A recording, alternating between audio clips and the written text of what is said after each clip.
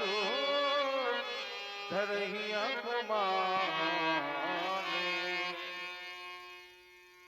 सुना आप लोगों ने, धनुष तोड़ने वाले के विरोध में श्री परशुराम जी महाराज की एक घोषणा हो गई।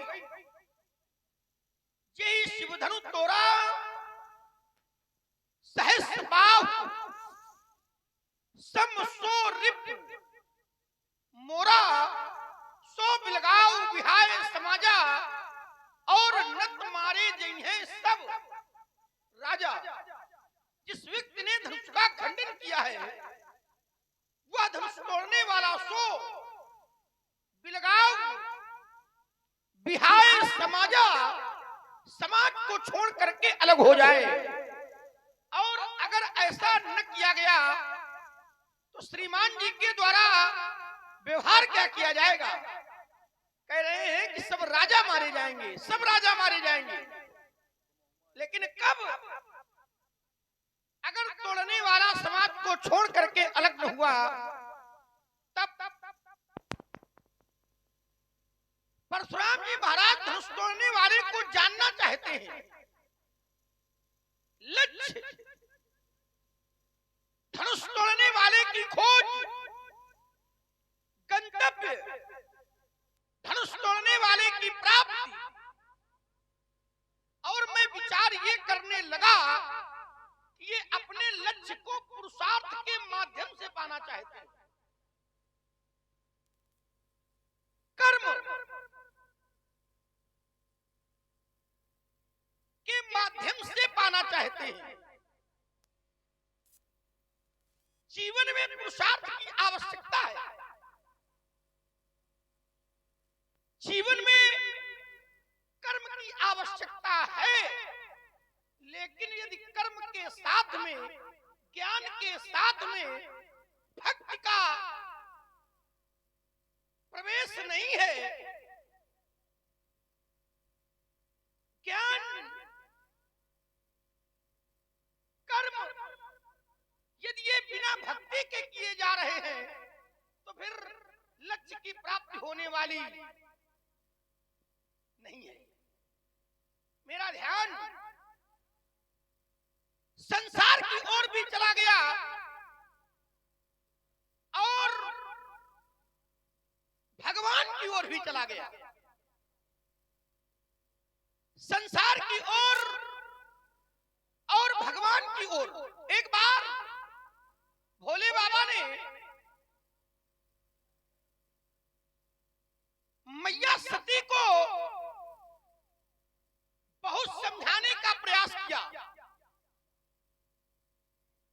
और जब बहुत समझाने का प्रयास किया, अनेक प्रकार से समझाने का प्रयास किया और भोले बाबा से मैया सती नहीं मानी तो भोले बाबा ने भी कहा यह सोई जो राम रच राखा और को करी तर्क बढ़ावे शाखा। संसार में वही होगा जो परमात्मा ने रच रखा है। या ये कह ले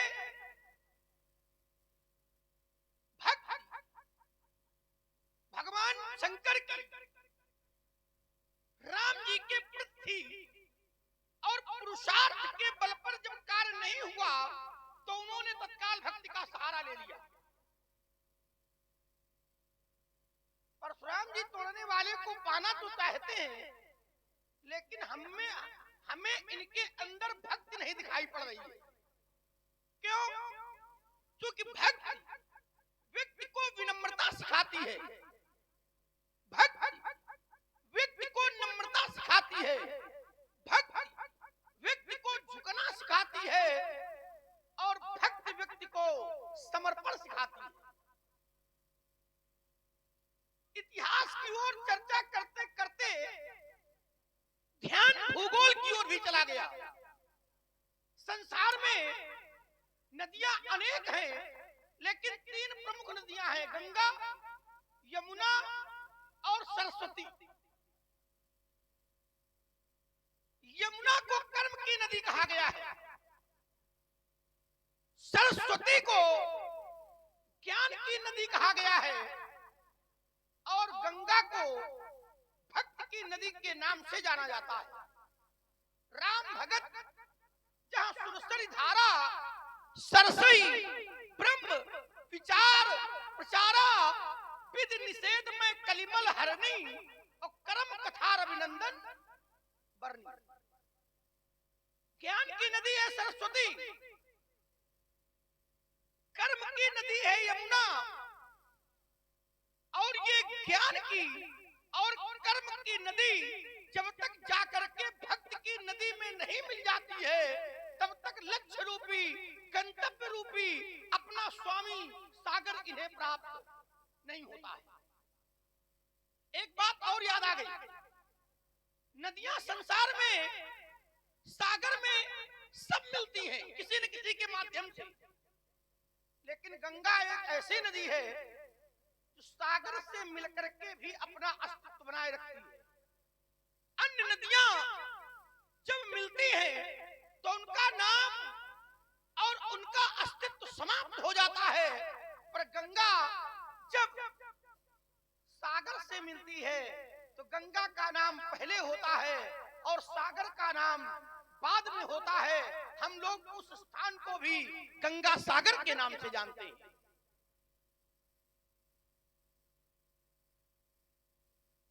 परशुराम जी महाराज बिना भक्ति के व्यक्ति का जीवन वैसे ही होता है। कैसे? तो कहा गया कि बिन जल बारित देखिए जैसा, और भक्तहीन नर सोहै कैसा। जैसे बिना जल के बादल खूब हो और अगर उनमें जल न हो तो उन बादलों का कोई मूल्य नहीं है। और हमें ऐसा जान पड़ता है कि परशुराम जी के पुरुषार्थ का तब तक कोई मूल्य नहीं है जब तक ये भक्ति से जुड़ाव इनका नहीं होता है। पंडित जी प्रणाम। बहुत क्रोध है, क्रोध का कारण क्या है? धनुष का टूटना। धनुष के टूटने पर आपको क्रोध, एक बात मैं आपको बता दूं, बाल्यावस्था में लड़काई में एक नहीं दो नहीं बहु धनु ही तोरी लड़काई, लेकिन कबहु न असरी सकीन गुसाई। तो फिर एक धनु पर ममता कई हेतु जानना चाहता हूं। राजकुमार सुमित्रानंद लक्ष्मण, तुमने कहा कि परशुराम जी जानना चाहते हैं धनुष तोड़ने वाले को, और धनुष तोड़ने वाले को जानने के लिए परशुराम जी कर्म कर रहे हैं, लेकिन परशुराम में कहीं भक्ति नहीं दिखाई पड़ रही है। भक्ति दिखाई नहीं पड़ रही है। और इस विषय में एक सिद्धांत लक्ष्मण ने दिया कि कर्म से कार्य जब नहीं होता है तो भक्ति का आश्रय लेना चाहिए।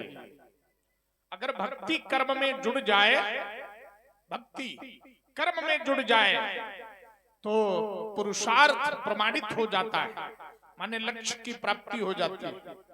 देखिए, पहली बात तो ये है, लक्ष्मण ने कहा कि परशुराम जी में भक्ति नहीं दिखाई पड़ रही।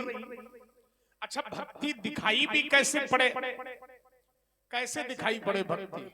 ध्यान देना, धनुष तोड़ने वाले ने धनुष का खंडन किया है, और धनुष का खंडन करने वाला हमारा कौन है? शत्रु है। कौन है? शत्रु। हमने क्या कहा है? सुनहु राम जी शिवधनु तोरा, और सहस बाहु सम सो रिपु मोरा, सो बिलगावु बिहाई समाजा, और न तुम्हारे गई है सब राजा। तो लक्ष्मण ने कहा कि आप में भक्ति नहीं दिखाई पड़ रही है।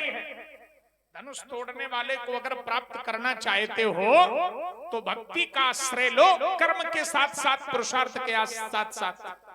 अच्छा, आप लोग एक बात बताओ, अपने शत्रु को खोजने के लिए क्या भक्ति का आश्रय लिया जाता है?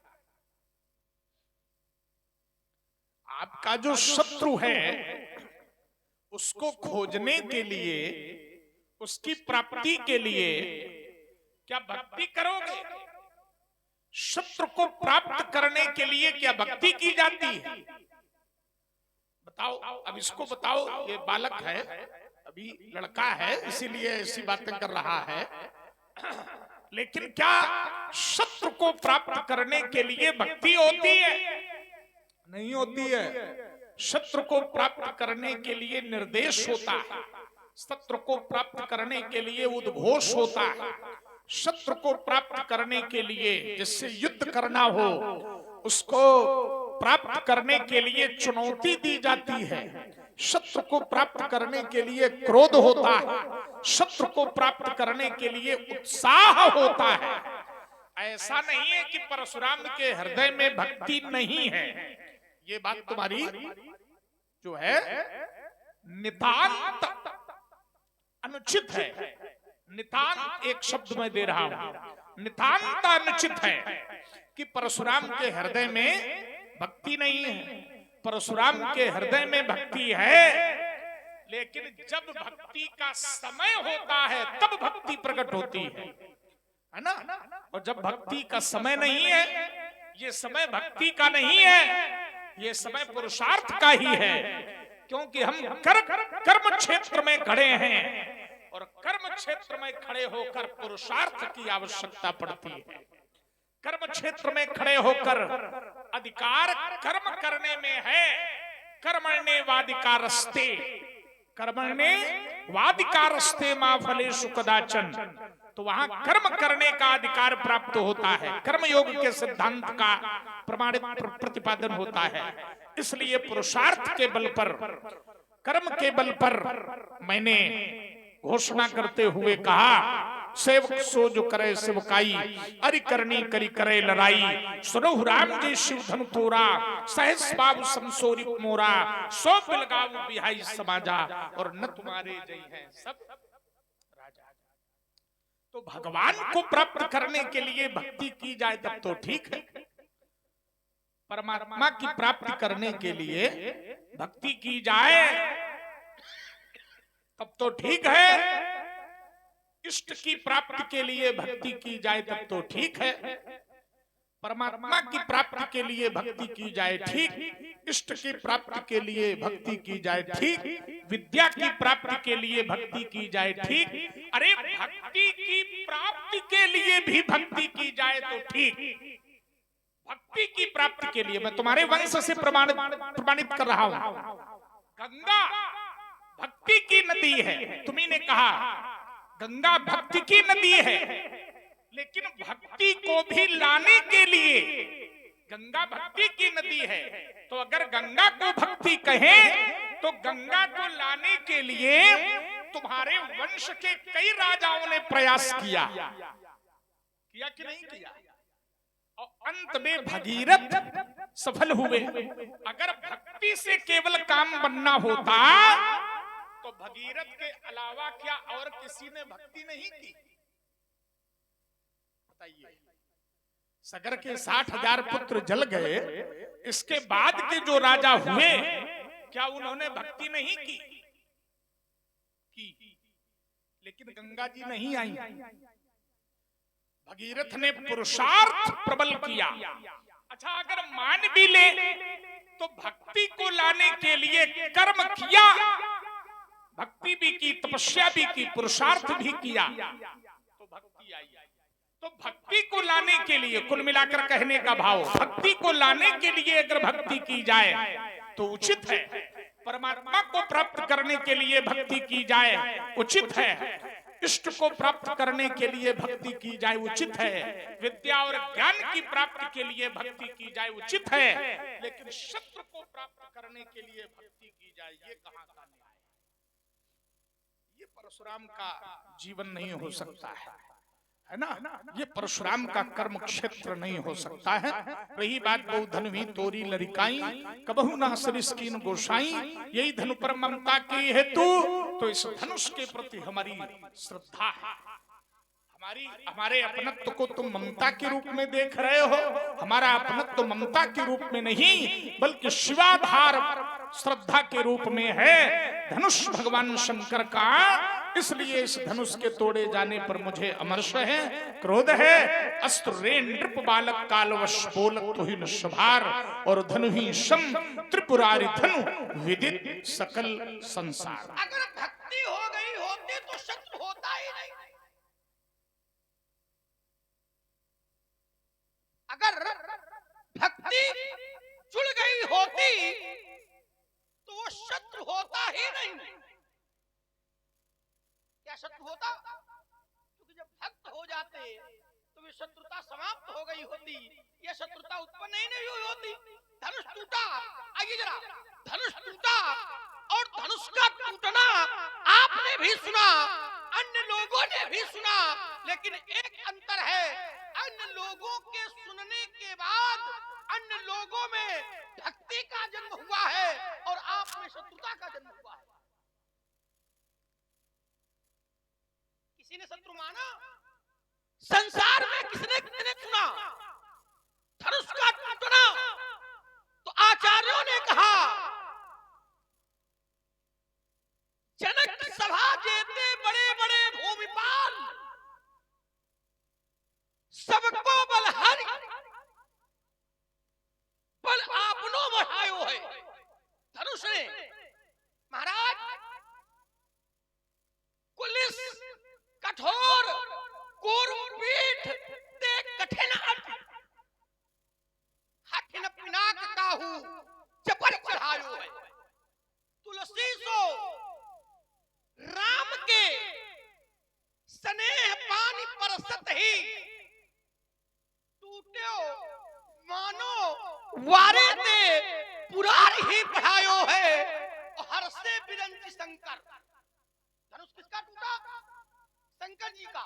और शंकर जी धनुष टूटा, प्रसन्न हो गए। क्यों प्रसन्न हो गए? क्योंकि शंकर जी के जीवन में भक्ति भरी हुई है। हर से बिरंच शंकर सहित कोल कूर्म आई, कब? जब ही गुरु राम सो शिवधम दलायो। जैसे ही गुरुदेव ने, अब देखिए एक बात और निकल करके आ गई, अनेक राजा धनुष को तोड़ने के लिए गए, लेकिन उनके जीवन में, उन्होंने अपने जीवन में धनुष को तोड़ने के लिए जो अवसर उनको मिला, उसमें भक्ति का नहीं, उसमें शक्ति का प्रयोग किया। तमक धरई धनु मूढ़ नृप औठई न चलई लजाई, और मनहु पाई भट बाहुबल अधिक अधिक गरुआई। भक्ति का सहारा नहीं लिया, कैसा लिया? शक्ति का लिया। और जब शक्ति का लिया तो डगई न शंभु सरासन कैसे, तो कामी बचन सती मन जैसे। लेकिन जब धनुष तोड़ने वाला चला तो उसने शक्ति का नहीं बल्कि भक्ति का सहारा लिया। क्या किया? गुरु पद बंद सहित अनुरागा, और आप मुनि सन आयस मांगा, या ये कह ले कि जब धनुष को तोड़ा तो गुरु ही प्रणाम मन ही मन कीन्हा, और अति तोड़ देता।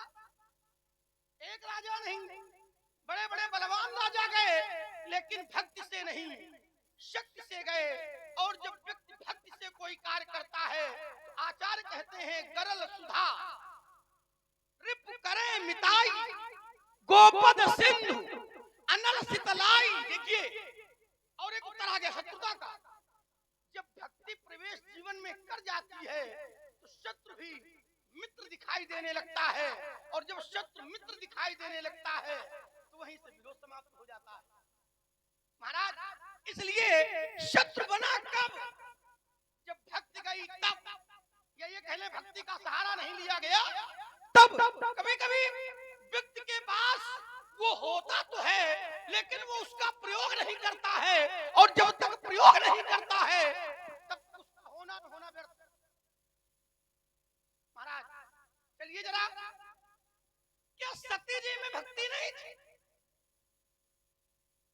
ध्यान देना, सती जी में क्या भक्ति नहीं थी?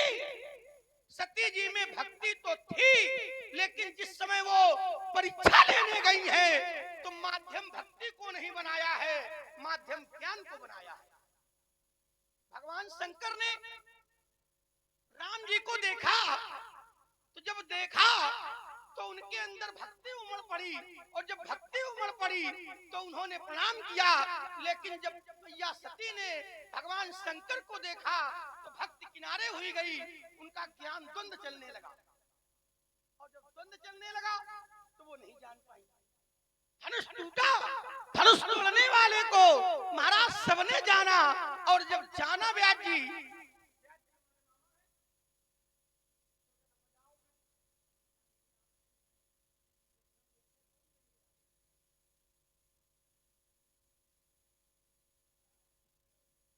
तो हुआ क्या, तो आचार्य कहते हैं, व्यास जी क्या कहते हैं,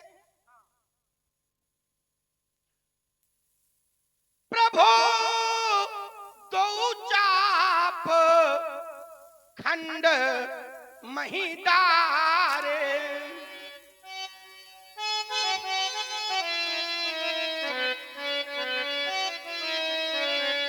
प्रभु दो चाप खंड महिदारे। अब देखिए, टूटा धनुष है, और धनुष टूटा तो जैसे ही जाना कि धनुष तोड़ा गया है, किसने तोड़ा है, अमुक ने तोड़ा है, तो देखी लोग सब भये सुखारे, सब प्रसन्न हो गए। करते क्या है, तो करई आरती पुर नर नारी, देहि निछावर वित्त। अब ये आरती क्यों कर रहे हैं, आरती क्यों कर रहे हैं, क्योंकि ये भक्ति से उसको देख रहे हैं। और वहीं यही राजा, कुछ राजा विरोध भी करने लगे। और एक बात मेरे मन मस्तिष्क में तत्काल आ गई, महाराज जो भक्त होता है उसका अपना कुछ नहीं होता है, जो होता है वो प्रभु का होता है। और महाराज आपने कहा है, सुनो राम जय शिव धनु तोरा, सहस भाव समसो रिपु मोरा। जब मोरा हो गया है तो ये मोरा भक्त कैसे है, उसका तो केवल एक ही होता है परमात्मा, बाकी जो कुछ होता है सब उसका होता है। तेरा तुझको अर्पण क्या लागे, मेरा तन मन धन यह जीवन सब कुछ है तेरा। तो फिर ये शत्रु और मित्रता कैसे, मैं अपनी वाणी पर यही अल्प विराम लगा रहा हूं। शत्रुता और मित्रता ऐसे होती है कि न कश्चित कस्यचिद मित्रम न कश्चित कस्यचिद रिपुः। मनु जी कहते हैं पहली पंक्ति में कि संसार में कोई किसी का मित्र नहीं है, संसार में कोई किसी का शत्रु नहीं है। तो प्रश्न किया कि फिर शत्रु और मित्र कैसे बनते हैं, तो कहा ऐसे बनते हैं जब कोई हमारे प्रति उचित व्यवहार करता है तब वो हमारा मित्र बन जाता है, और जब कोई अनुचित व्यवहार करता है तब वो हमारा शत्रु बन जाता है। तो न कश्चित कस्यचिद मित्रम न कश्चित कस्यचिद रिपुः, व्यवहारेण ही जायन्ते मित्राणि रिपुवस्तथा। कैसे जन्म लेते हैं, तो कहा व्यवहारेण ही जायन्ते, व्यवहार से जन्म लेते हैं। कौन, शत्रु और मित्र व्यवहार से बनते हैं। हमारा व्यवहार अच्छा होगा तो हम मित्र बन जाएंगे, और अगर व्यवहार अनुचित होगा तो हम शत्रु बन जाएंगे, है ना। तोड़ने वाले ने धनुष का खंडन किया तो जिनको ये व्यवहार अच्छा लगा वो उसके मित्र यानी प्रशंसक यानी समर्थक बन गए, और हमें अच्छा नहीं लगा तो हमने उसे अपना शत्रु मान लिया। अब तुमने कहा कि आपके हृदय में भक्ति नहीं है इसीलिए आप उसे शत्रु मान रहे हो। अगर भक्ति आपके हृदय में होती तो आप उसे शत्रु नहीं मानते। हम कहते हैं भक्ति तो हमारे हृदय में है, भक्ति तो हमारे हृदय में है, लेकिन भक्ति का प्रयोग केवल हम अपने पूज्य के लिए करते हैं, सबके लिए नहीं। भक्ति का प्रयोग परमात्मा के लिए है, भक्ति का उपयोग इष्ट के लिए है, भक्ति का उपयोग गुरुदेव के लिए है, भक्ति का उपयोग भक्ति के लिए है, भक्ति का उपयोग संसार के लिए नहीं है। संसार के लिए हमारा भक्ति का प्रयोग नहीं है। संसार के लिए तो व्यवहार जगत है। संसार में जब व्यक्ति जीता है तो व्यवहार के आधार पर कर्म करता है। जैसे तुम कर रहे हो, उपदेश तो हमें तुम बहुत अच्छा दे रहे हो, लेकिन कर तुम भी वही रहे हो जो हम कर रहे हैं। कोई उसमें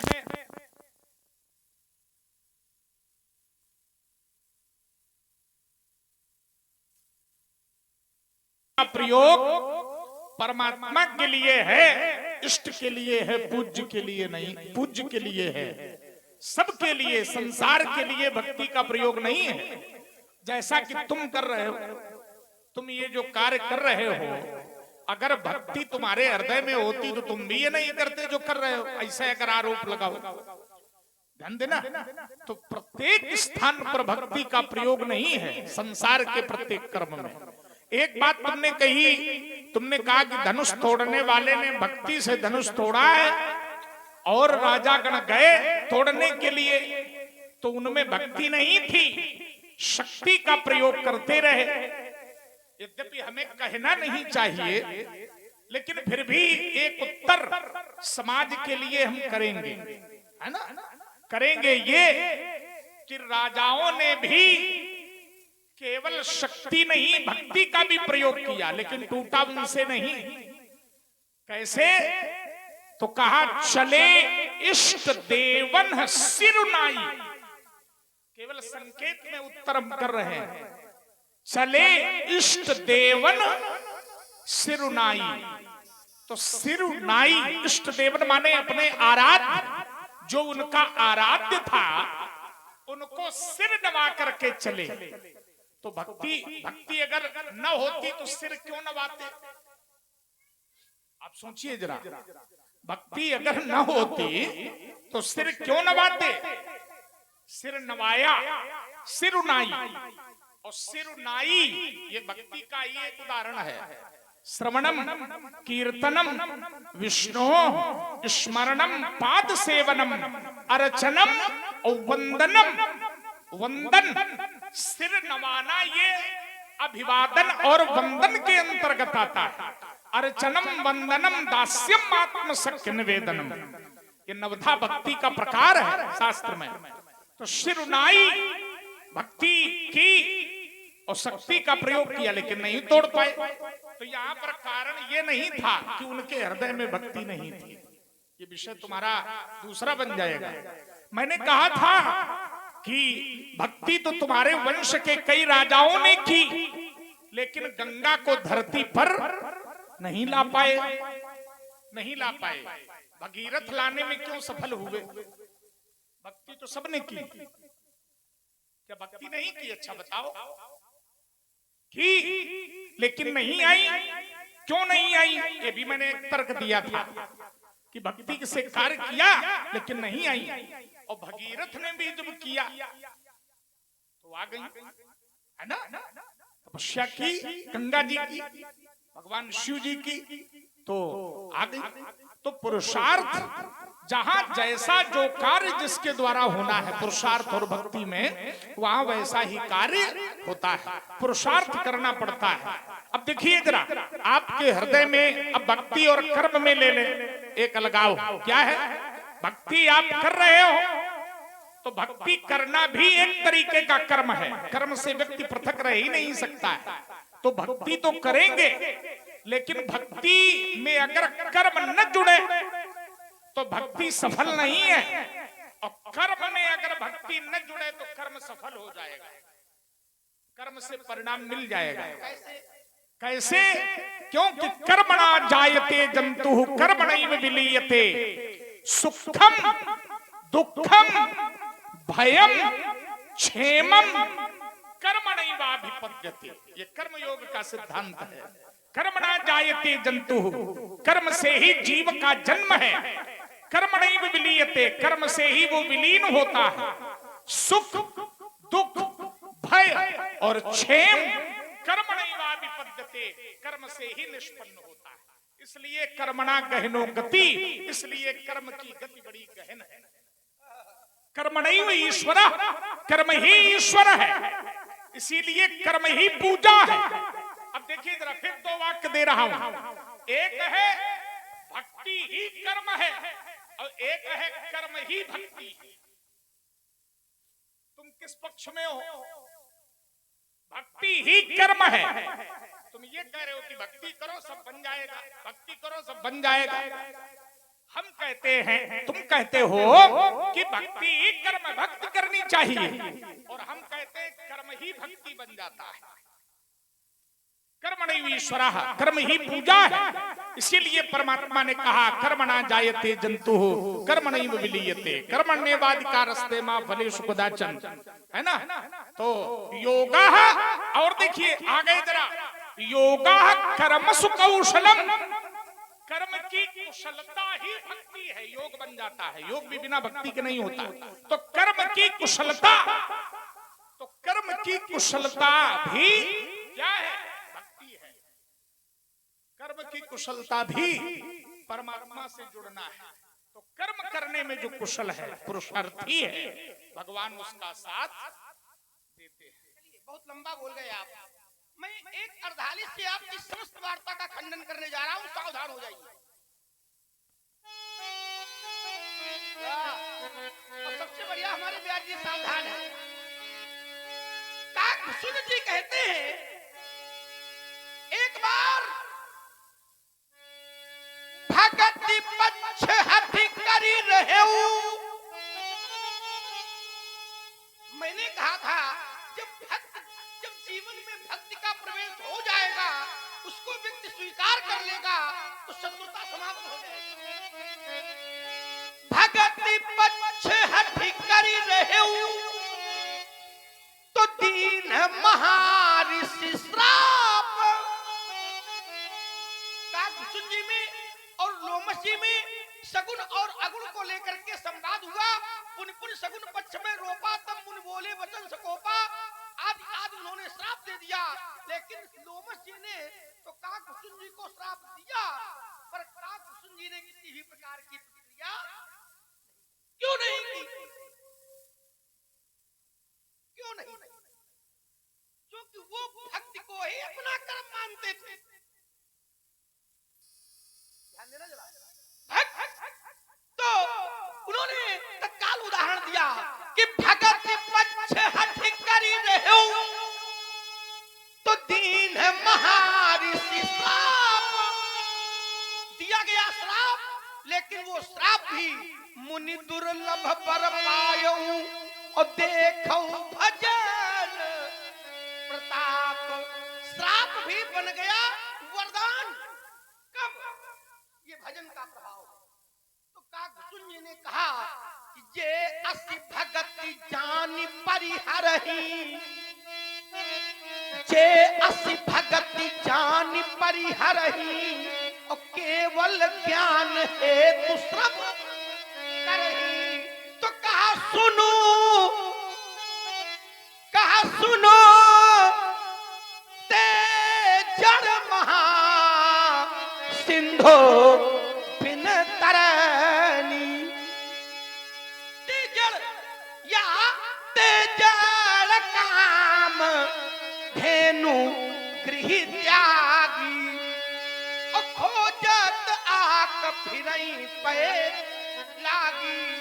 जो भक्ति को छोड़ करके अन्य मार्गों में जाते हैं, ऐसा मालूम पड़ता है कि वो कामधेनु गैया को घर में नहीं दूहते हैं और दूध के लिए अकौला ढूंढते फिरते। सरलता है पंडित जी। शत्रुता मित्रता व्यवहार के आधार पर होती है।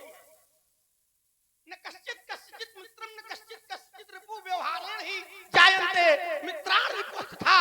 तो व्यवहार से शत्रुता मित्रता होती होती है, लेकिन काकभूषण जी में न तो शत्रुता आई न मित्रता आई, सहज बने रहे। क्यों बने रहे? क्योंकि उन्होंने विचार कर लिया कि कृपा सिंधु मुनिमति करी भोरी, लीनी प्रेम परीक्षा मोरी। अरे वहां न जाओ। भोले बाबा से जब मैया सती झूठ बोली, भाई भोले बाबा जान गए तो अगर कर्म के आधार पर ही होते तो मैया सती को दंड दे दिया होता, लेकिन भोले बाबा ने बहुरी राम माँ यही सिरुनावा और उतर आ गया कि प्रेरी सती ही यही झूठ। समझो तो इसको। देखिए एक अंतर है वहां। आपका कथन जो आ रहा है, यदि जीवन में भक्ति का प्रवेश हो जाए, आपने कहा कि तुम भी तो वही कर रहे हो, हमारे लिए कहा तुम भी तो वही कर रहे हो, हम भी वही कर रहे हैं, लेकिन ध्यान देना एक अंतर है। मैं शत्रुता से नहीं कर रहा हूं, मैंने आपको शत्रु नहीं माना, मैंने आपको कहा क्या कहा? गोसाई कबहू न असरी सकीन गोसाई बहु धनुही तोरी लड़काई। आप कितना भी क्रोध कर रहे हो और नहीं तो ऐसा कोई व्यवहार कर जाए अब तक यहाँ दिखाई न पड़ते। लेकिन अब ध्यान देना, एक बात और याद आ गई। जब भक्त के जीव के जीवन में भक्ति का प्रवेश हो जाता है, वो भक्ति को अपना साधन बना लेता है, तो उसका कोई शत्रु बचता ही नहीं, बचता ही नहीं है। यात्रा में आपने अनेक बातें बताई और अनेक बातों में जब मैं उसके सार को समझता हूं तो उत्तर वही फिर निकल करके आ जाता है। भगीरथ जी ने तपस्या की, गंगा जी आ गई। कभी कभी ऐसा होता है एक व्यक्ति से कोई देखिए गंगा जी आ गई, लेकिन आई तो भक्ति से कि कर्म से आ गई कि पुरुषार्थ से आ गई, आई भक्ति से। और जब भक्ति से आई, भगवान शंकर की भक्ति की, परमात्मा की भक्ति की, गंगा जी की आदि आदि, और शब्द क्या आया? भक्त। बिना भक्ति के जीवन में कुछ होने वाला नहीं है। अगर होता, पंडित जी आपने कहा कि वो राजा जो गए थे वो भी भक्ति कर रहे थे, हाँ कर रहे थे, बिल्कुल ठीक है। इष्ट देवताओं को सिर नवा करके चले थे, लेकिन एक अंतर है, वो अपने स्वार्थ के लिए गए।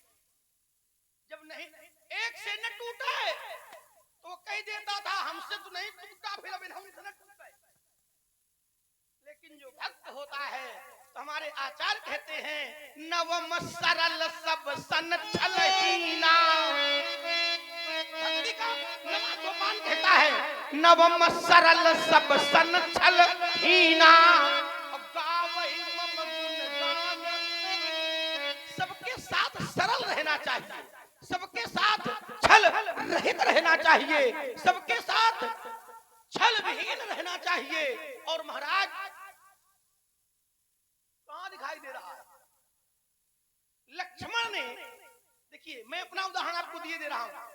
जनक जी ने बहुत कुछ कहा, लक्ष्मण को बहुत अनुचित लगा, लेकिन लक्ष्मण ने माने मैंने जनक जी को से कुछ नहीं कहा। जनक जी की जितनी बातें हैं सब अपने भैया से कहा। क्या मैं चाहता?